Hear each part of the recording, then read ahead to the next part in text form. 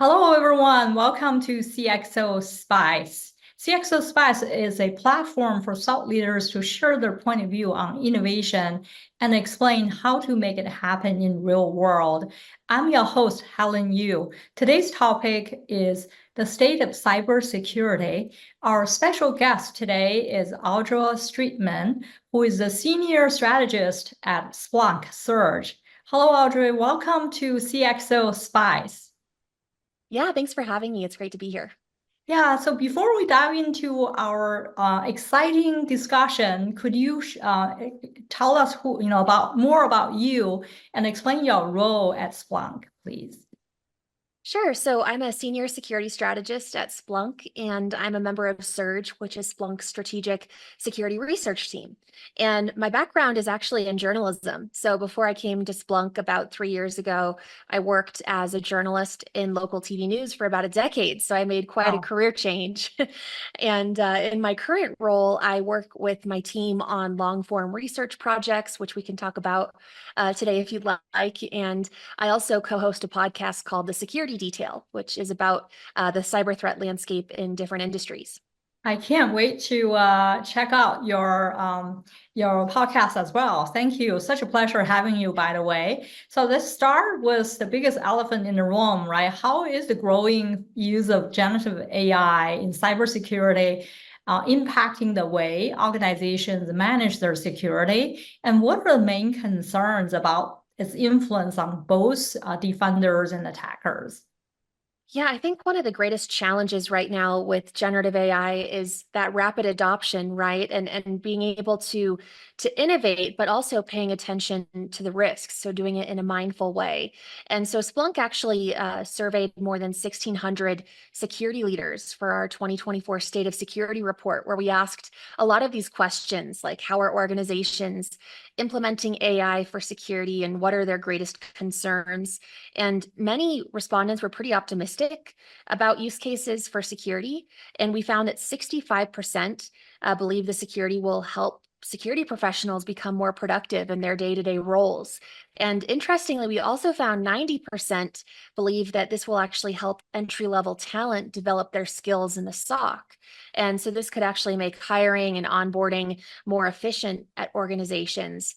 But the only caveat that I would add to that is that we don't want analysts to be too reliant on generative AI, because then they might use it as a crutch, right? Where we would, some of that critical thinking that you normally develop by doing the work, you might lack if you're relying too much on the answers that you get. Plus, I call it AI literacy, right? The ability to fact check the information you get to make sure that it's not incomplete or incorrect. So those are some things to keep in mind with that. But I do think it will help bring on more entry-level analysts. And then on the flip side, for attackers, I think that there are a lot of use cases that we're seeing about increasing the speed and the efficiency of attacks, or generating more convincing phishing lures, generating malware code. So I think AI right now is having a strong influence for both attackers and defenders. Yeah, well said. You know that State of Cybersecurity report, as a matter, inspired our conversation today. So thank you for highlighting that. So how can security teams keep up with innovation while also making sure they have strong rules to manage the risks? Yeah, I think we're definitely seeing rapid adoption across the board with generative AI. We found 91% of security teams that were surveyed in our State of Security report said that they are adopting generative AI, and 40% or 44% of security executives say that prioritizing AI, it's their top initiative this year. Wow. So despite this high adoption, though, I was surprised to see that just over a third of organizations do not have any sort of generative AI policy in place. And almost 2/3, 65%, said that they don't fully understand the implications of the generative AI adoption. So it's concerning that there's, about a third of organizations that don't have this policy in place. And I think that really reiterates the importance of adopting clear guidelines, because without rules to manage these risks, you're really leaving your organization open to exposing data unnecessarily. And there are a number of vulnerabilities within LLMs themselves. And my team actually just released some research on this. My colleagues Shannon Davis and James Hodgkinson, they looked into the OWASP top 10 vulnerabilities for LLM applications. And they used Splunk to ingest prompt and response data from an LLM that they created. And then they applied machine learning to the data in order to create detections for some of the most common vulnerabilities in LLMs, like prompt injection or disclosure of sensitive information.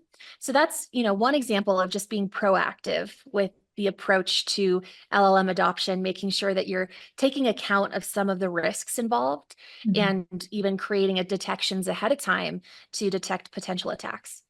Well, that's an interesting highlights where you just share 91% adoption, yet a third has no policy, right? That's alerting. So by the way, I enjoyed the Black Hat event, right? In collaboration with Splunk recently.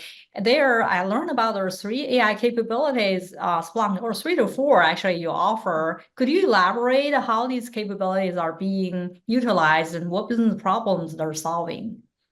Yeah, so Splunk has a collection of AI tools that we've announced that leverage a human in the loop approach, right? So they're not making decisions for analysts; they're just helping with speeding up some of those workflows and really helping organizations enhance their digital resilience. So the first tool that we announced was last year at .conf 23, and this is the Splunk AI Assistant for SPL.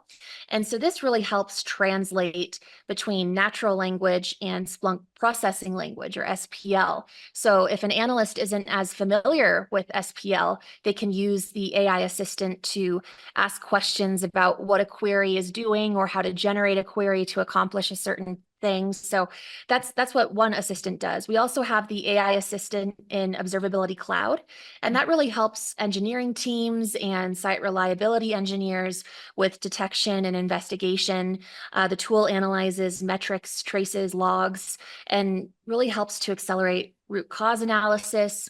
And we also have our AI assistant in security. And this is an integrated feature in Splunk Enterprise Security. So it's designed to help security analysts with their daily workflows by providing guidance and helping to summarize incident data.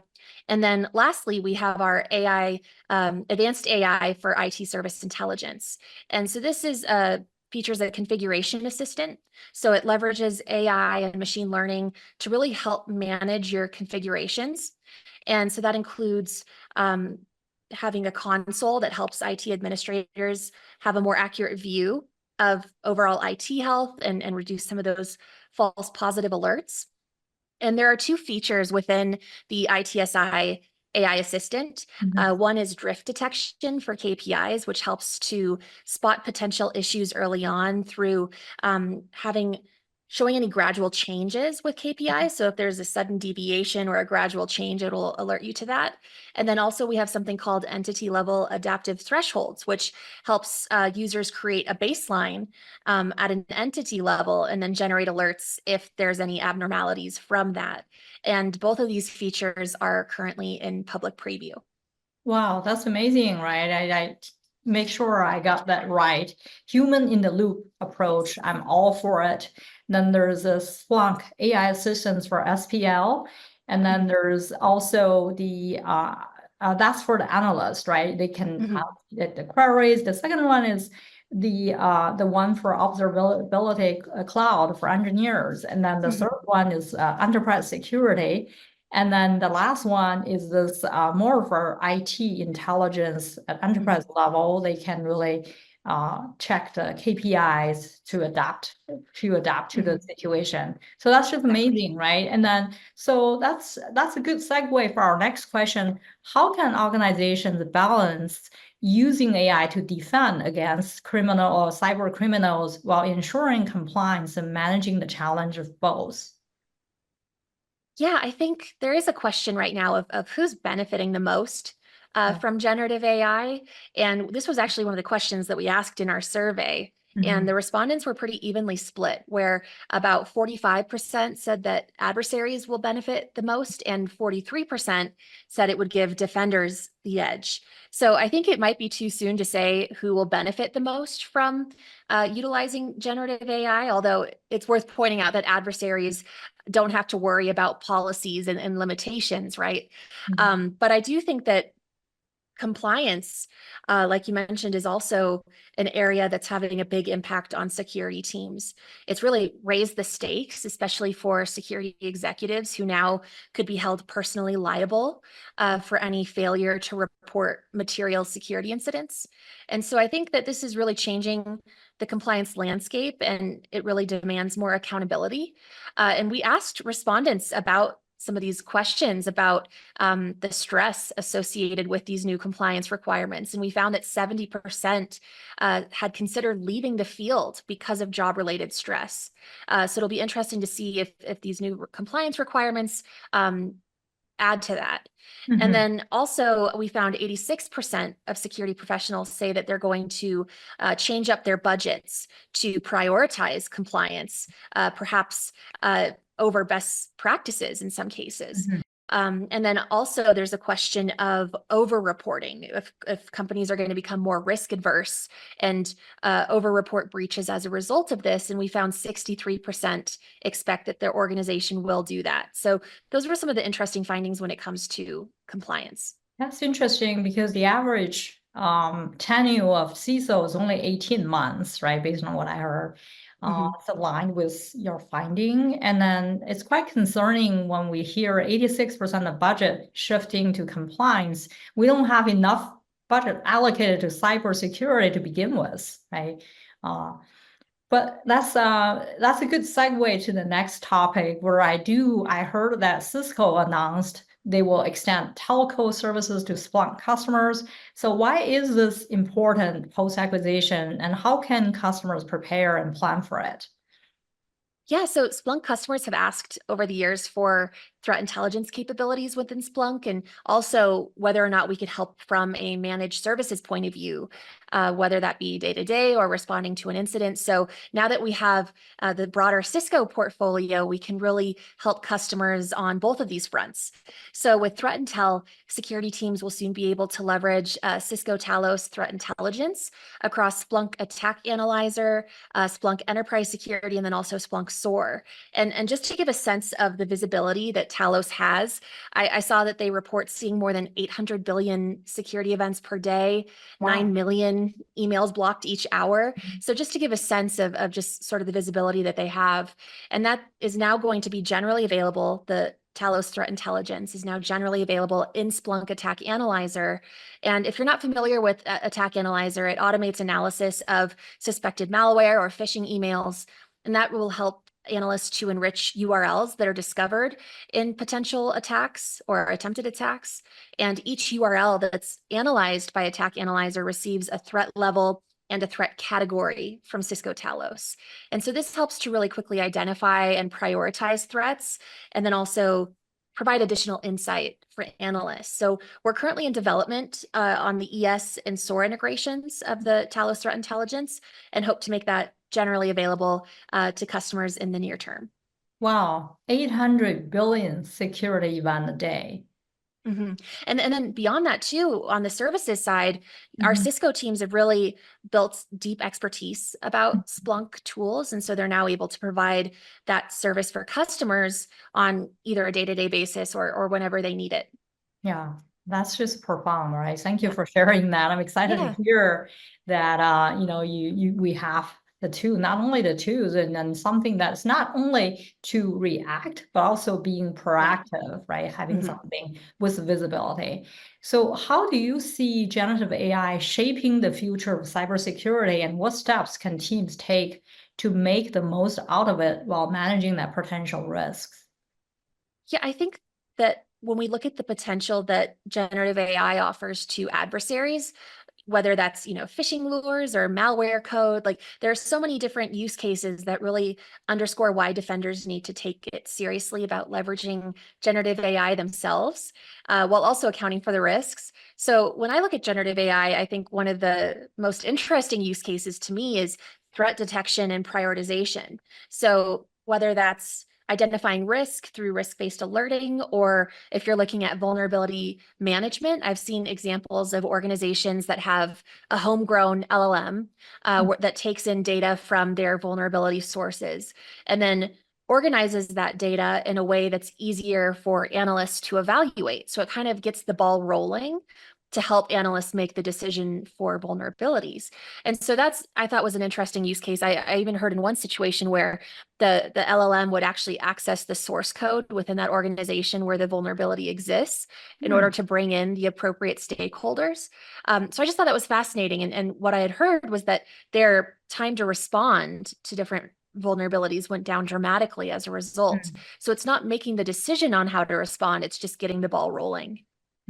That's a really great use case, right? Let's talk about top performing teams, right? What do they do differently to set them apart, especially when it comes to using AI and responding, right? You talk a little bit responding, but talk about what exactly they do differently.